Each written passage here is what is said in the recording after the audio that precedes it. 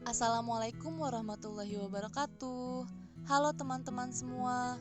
Perkenalkan, aku Nahdia Maulida, mahasiswa biologi FMIPA UI. Pada kesempatan kali ini, aku akan membagikan video mengenai mekanisme adaptasi kiton di pantai berbatu. Pantai berbatu. Pantai berbatu merupakan suatu daerah pasang surut yang terdiri dari batuan padat. Adanya angin, sinar matahari, dan faktor lainnya dapat menciptakan suatu lingkungan yang kompleks di pantai berbatu. Organisme yang ada di pantai berbatu harus mengalami perubahan harian dari lingkungan, sehingga organisme tersebut harus mampu beradaptasi pada perubahan ekstrim, baik itu pada suhu, salinitas, kelembaban, dan arus gelombang untuk bertahan hidup. Zona intertidal atau zona pasang surut di pantai berbatu dapat dibagi menjadi 3 zona. Pertama, zona intertidal tinggi. Wilayah ini hanya terbanjiri ketika air pasang. Organisme yang bisa ditemukan di sini diantaranya anemon, teritip, kiton, kepiting, isopoda, remis, bintang laut, dan siput laut. Yang kedua, zona litoral tengah. Ini adalah zona turbulen yang terbanjiri ketika 2 kali sehari. Organisme umum yang ditemukan adalah siput, spons, bintang laut, teritip, kerang, dan kepiting. Yang ketiga, zona litoral rendah. Wilayah ini selalu terbanjiri air, kecuali ketika air pasang sangat rendah. Berbeda dengan zona lain, organisme yang hidup pada zona ini tidak mampu beradaptasi dengan baik pada periode kekeringan yang lama atau suhu ekstrim.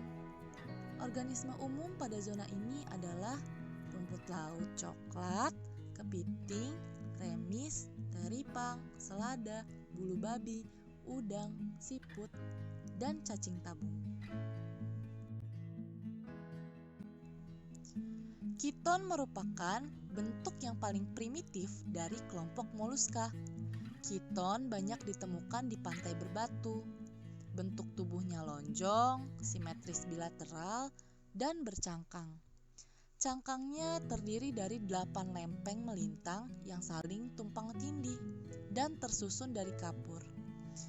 Bergandeng menjadi satu sehingga tubuh hewan ini akan mudah dilengkungkan. Umumnya kiton berukuran 0,5 sampai 5 cm. Namun, ada spesies kiton yang mampu mencapai panjang lebih dari 30 cm. Kiton tidak memiliki mata dan tentakel. Di plat cangkang punggung kiton, ada yang disebut estetes, yang merupakan alat indera mekanis dapat mendeteksi pergerakan air. Berikut adalah struktur tubuh kiton yang dapat diamati pada bagian dorsal, lateral, dan ventral. Huruf V menunjukkan salah satu katup pada dorsal kiton. Huruf H menunjukkan katup pertama yang dapat disebut sebagai bagian kepala. Huruf T menunjukkan katup ke-8 yang disebut bagian ekor. Huruf C adalah area tengah dari tampak dorsal. Huruf L menunjukkan area lateral. Huruf G menunjukkan mantel atau girdle pada kiton. Huruf M menunjukkan mulut. Huruf F menunjukkan kaki. Huruf P menunjukkan alur palial dan insang kiton. Dan yang terakhir, huruf A menunjukkan anus di bagian posterior dari kiton. Nah, apa saja bentuk adaptasi kiton di habitat pantai berbatu? Adaptasi yang pertama adalah struktur kaki pipih dan kuat. Kiton mempunyai kaki berbentuk pipih dan kuat yang terdapat pada seluruh permukaan bawah tubuhnya. Kiton biasanya melekat kuat pada substrat keras dengan kaki tersebut, dan mereka bergerak dengan cara merayap dengan bantuan sekresi mukus dan dengan kontraksi dari kaki mereka. Ketika menerima sentuhan, kiton dengan cepat merespon dengan menjepit keterikatannya dengan otot-otot kuat di kaki dan menempel pada katupnya. Hal tersebut sebagai bentuk menahan diri agar sulit untuk dilepaskan dari batu. Berikut adalah cuplikan video mengenai pergerakan kiton.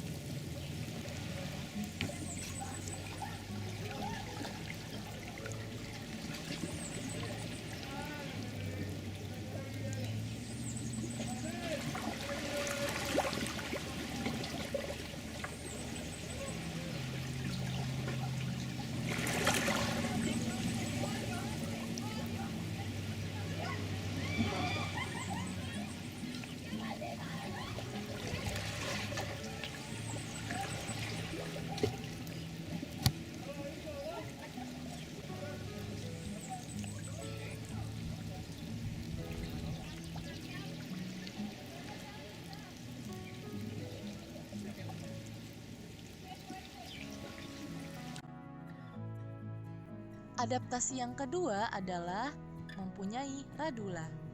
Kiton mempunyai radula yang berbentuk seperti kikir, berfungsi sebagai alat untuk makan yang dapat dijulurkan keluar.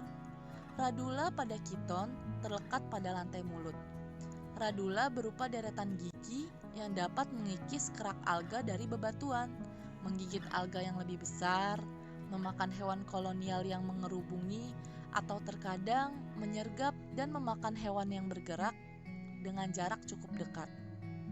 Ada pula organ subradula, yaitu organ indera kimiawi yang memberikan informasi kepada kiton tentang makanan yang cocok di sekitarnya. Berikut adalah cuplikan video radula pada gumbot chiton.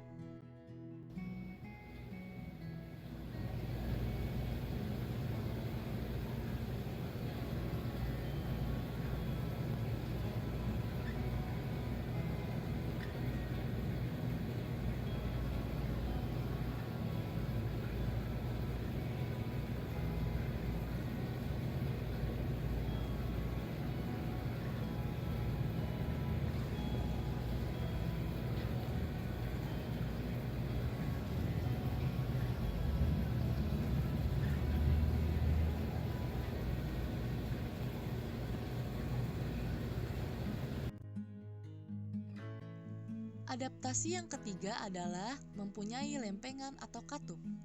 Lempengan atau katup berguna untuk kiton sebagai proteksi dari predator. Selain itu, memudahkan kiton untuk masuk ke celah-celah bebatuan. Adaptasi yang keempat adalah aktif pada malam hari atau diurnal. Banyak spesies kiton menunjukkan pola aktivitas diurnal. Beberapa di antaranya tetap bersembunyi di bawah batu saat siang hari dan mencari makan di malam hari untuk menghindari predator melihat keberadaan mereka. Adaptasi yang kelima adalah menggulung tubuh. Beberapa spesies kiton melarikan diri dari predator dengan cara menggulung tubuh dan berguling-guling. Selain itu, menggulung tubuh dapat memungkinkan mereka untuk bertahan hidup ketika terbawa arus gelombang yang besar. Kiton akan kembali normal di keadaan tidak menggulung ketika dalam situasi yang aman.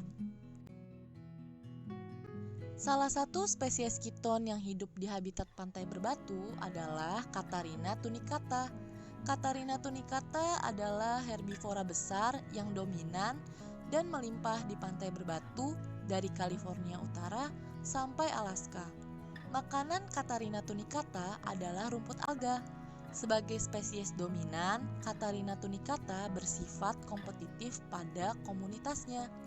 Pada siang hari, Catarrhina tunicata lebih banyak menghabiskan waktu dengan bersembunyi di bawah batu. Sekian video tentang mekanisme adaptasi kiton di pantai berbatu. Mohon dukungan kalian dengan like dan share video ini ya. Dukungan kalian sangat berharga untuk aku. Terima kasih. Sampai jumpa lagi.